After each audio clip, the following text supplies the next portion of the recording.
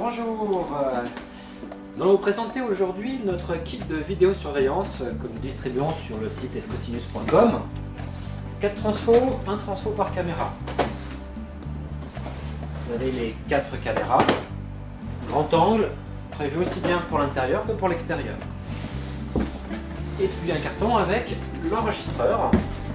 Alors sur cet enregistreur, vous avez la possibilité de tout commander sur la façade. Donc aussi bien l'accès aux différentes caméras que les différents réglages. À l'arrière, 4 entrées vidéo, une sortie vidéo pour un écran de type télévision par exemple, ou un écran de vidéosurveillance avec fiche BNC. Vous avez également une sortie VGA, la sortie qui vous permettra d'utiliser un moniteur de PC comme moniteur de vidéosurveillance. Donc si vous avez un vieil écran de PC qui ne sert plus, voilà une utilisation qui lui conviendra parfaitement. Ça peut être un écran à tube comme un écran plat. Et vous avez pour terminer les 4 entrées audio, une sortie audio si vous avez par la suite des caméras avec cette fonction. Une entrée sortie réseau pour pouvoir le connecter sur un réseau local ou bien directement sur votre box pour y accéder à partir d'internet. Voilà. Et la dernière chose, un port USB en façade. Le port USB en façade vous permettra de mettre une clé USB et de faire ainsi des sauvegardes des séquences vidéo qui vous intéressent et que vous désirez conserver. Alors les sauvegardes, vous pouvez les faire en façade donc avec cette clé USB, mais vous pouvez bien entendu également les faire grâce au réseau. Voilà.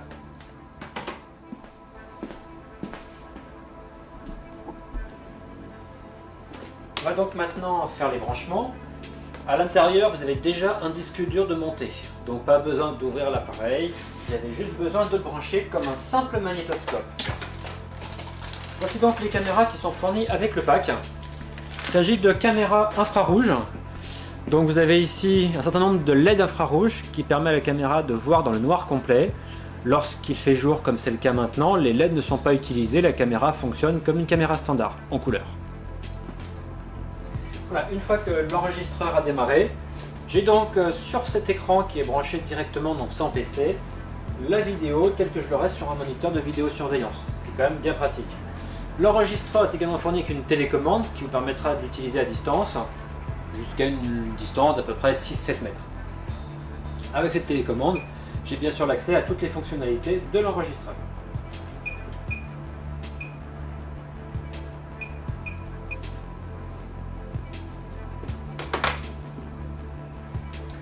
Voilà, donc là on va le brancher sur le réseau. Donc à l'arrière, vous avez une prise réseau exactement comme sur un PC, derrière une box. Donc je branche mon câble réseau. Voilà, donc là nous voici maintenant avec le logiciel qui va vous permettre donc de configurer votre enregistreur, de prendre la main à distance et de voir ce qui se passe sur vos caméras. Donc moi évidemment j'ai déjà installé le logiciel, vous il vous sera fourni sur votre CD-ROM et vous pourrez l'installer facilement.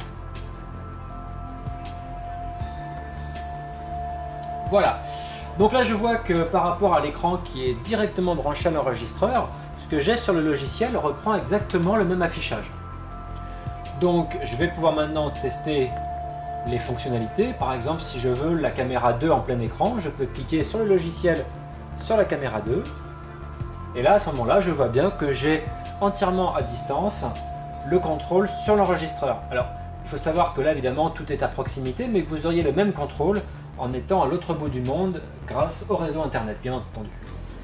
Je branche donc l'alimentation sur la caméra. Ensuite, ici, nous avons donc une bobine de 20 mètres. Nous les proposons soit unité, soit par pack de 4 à un prix promotionnel. Comment ça se passe ? C'est vraiment très simple. À l'arrière, j'ai les entrées 1 à 4. Je branche ma première caméra à cette prise-là. C'est de la prise BNC, donc on enfonce, on tourne d'un quart de tour, et là le câble est fixé, il ne bouge plus. De l'autre côté, sur la caméra, c'est la même chose. J'ai ici une fiche BNC qui rentre parfaitement dans le câble, et voilà. Donc là, j'ai branché ma caméra sur l'entrée numéro 1. Donc j'ai déjà commencé simplement avec la télécommande à appuyer sur l'entrée numéro 1. Alors là il me demande mon mot de passe qui est 4x0 par défaut.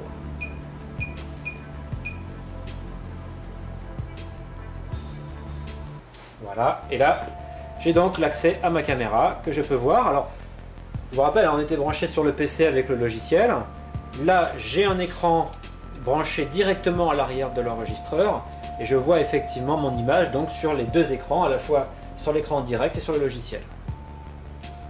Et je vais vous montrer la configuration avec le logiciel, parce qu'en fait le logiciel permet de tout configurer sur l'enregistreur. Alors là j'ai mon panneau de contrôle, donc là le panneau de contrôle permet surtout de choisir la caméra que l'on veut voir. Là par exemple je peux passer en plein écran sur la caméra 1, je peux revenir en mode séparation en 4 où je pourrais voir les 3 autres caméras si j'en avais connecté. Ça me permet aussi de relire ce qui a été enregistré, ça me permet aussi d'accéder à toutes les fonctions du menu qui normalement est accessible qu'en façade de l'appareil et que là on peut utiliser complètement à distance. Là je vais essayer donc maintenant de configurer les paramètres vidéo. Donc pour ça j'ai cette icône ici.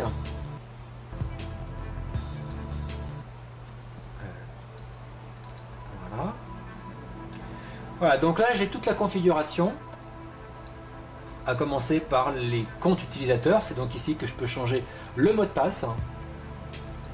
La configuration réseau, donc voici la partie enregistrement. L'enregistrement manuel, c'est-à-dire l'enregistrement en continu, l'enregistrement sur programmation, c'est-à-dire avec des horaires prédéfinis, et l'enregistrement sur événement, c'est-à-dire sur détection de mouvement. C'est le mode qui est par défaut celui qui est configuré dans votre enregistreur quand vous allez le recevoir. Le mode sur détection de mouvement vous permet de solliciter le disque dur et donc l'enregistrement que uniquement si au moins l'une de vos 4 caméras voit quelque chose bouger. Ainsi, lorsque rien ne bouge, rien n'est enregistré puisqu'il n'y a rien en fait à filmer. Alors ce qu'il faut savoir que bien sûr la détection est parfaitement configurable. Vous avez 4 paramètres de sensibilité pour l'affiner au plus juste à vos conditions d'utilisation. Et vous pouvez même, pour chacune des caméras, définir des zones qui ne seront pas prises en compte dans la détection. Là par exemple sur ce mouvement, j'ai sorti ce que voit la caméra au travers de la fenêtre, de façon à ce que les phares de voiture qui passent la nuit ne déclenchent pas intempestivement l'enregistrement. Voilà, donc c'est ce qui est ici représenté avec les petits carrés rouges. Donc là vous avez une grille assez fine et je peux vraiment indiquer ce que je ne veux pas dans ma zone de détection. Et ça avec la souris c'est bien sûr très rapide à faire. Et puis maintenant une dernière fonction qu'on va passer vite en revue, c'est par exemple lorsque vous voulez revisualiser ce qui s'est passé. Vous avez une petite touche d'accès rapide ici, je clique dessus. Je vais choisir sur la fenêtre la recherche par date. Donc on est aujourd'hui le 29 septembre, donc je vais laisser la date. Je vais par exemple essayer de voir ce qui s'est passé il y a 5 minutes, donc là il est 15h52, je vais mettre, je sais pas, 15h47 par exemple, et je vais cliquer sur OK. À ce moment-là, l'enregistreur bascule sur un mode lecture et me passe ce qui a été enregistré à 15h47, donc c'est-à-dire il y a 5 minutes. Je pourrais faire exactement la même chose en étant très loin à distance. Une fois que j'ai fini de regarder ce qui s'est passé, bon, je peux bien sûr faire avance rapide, retour rapide avec des vitesses très importantes jusqu'à x32. Je peux faire passer l'action au ralenti, je peux mettre pause, je peux imprimer, je peux sortir des photos pour les imprimer.